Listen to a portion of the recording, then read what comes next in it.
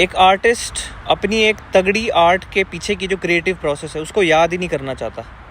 कि जो हम स्क्रीन पे आउटपुट्स देखते हैं ना, कि चाहे वो कोई बहुत ही बढ़िया ब्लॉग तुम पढ़ रहे हो या कोई वेल प्रोड्यूस्ड म्यूज़िक एल्बम हो या फिर किसी बहुत ही तगड़ी जर्नल में एक बहुत ही बढ़िया रिसर्च पेपर हो, उनके पीछे की जो कहानियाँ होती हैं, उन आउटपुट्स को उन स्क्रीन पे लाने के लिए जो पीछे क्रिएटिव प्रोसेस लगती है, उनमें इतनी नॉइस आ सकती है कि आदमी उस क्रिएटिव प्रोसेस से तो दूर भागना ही चाहता है, वो अपने आउटपुट को भी हेट करने लग जाता है। ऐसी मैंने 2 कहानियाँ सुनी, बताता हूँ तुम्हें।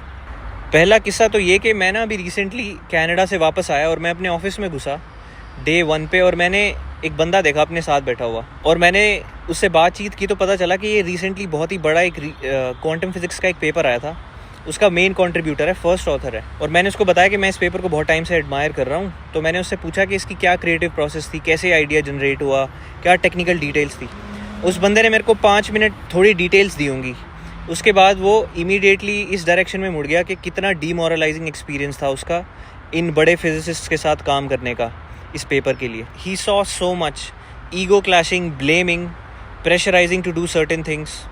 तो बाहर की दुनिया में जिसने इस पेपर को स्क्रीन पे देखा है, वो इस पेपर को और इन लोगों को एडमायर कर रही है कि यार क्या काम किया है। और ऑन दी अदर हैंड आप देखो कि सेम बंदा जिसने सबसे ज़्यादा टाइम स्पेंड किया उस आइडिया के साथ, वो उस आउटपुट को ऑलमोस्ट हेट करने लग गया जस्ट बिकॉज उसकी क्रिएटिव प्रोसेस में नॉइस ऐड कर दी गई that he never wanted.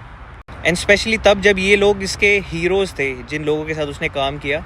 And then what he realized was कि यार you should never meet your heroes, मतलब वो इस स्टेज पे आ गया।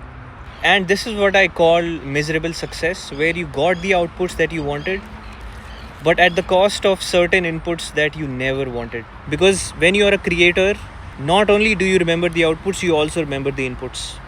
और दूसरा किस्सा है about this singer called Stephen Sanchez। मैं इसको कभी फॉलो नहीं किया, पर मेरे दोस्त ने अभी रिसेंटली एक स्क्रीनशॉट भेजा इसकी इंस्टा स्टोरी का, जहाँ पे वो बता रहा है कि इसकी जो रीसेंट एल्बम है called love love love, ironically उसके बाद इसको म्यूज़िक से हेट होने लगी क्योंकि उस एल्बम की क्रिएटिव प्रोसेस में इतनी टॉक्सिसिटी थी कि अब उसने सारे अपने इंटरनेशनल टूर्स कैंसिल कर दिए और ऑलमोस्ट उसको म्यूज़िक क्विट करने का मन कर गया, वो इस स्टेज पे आ गया था।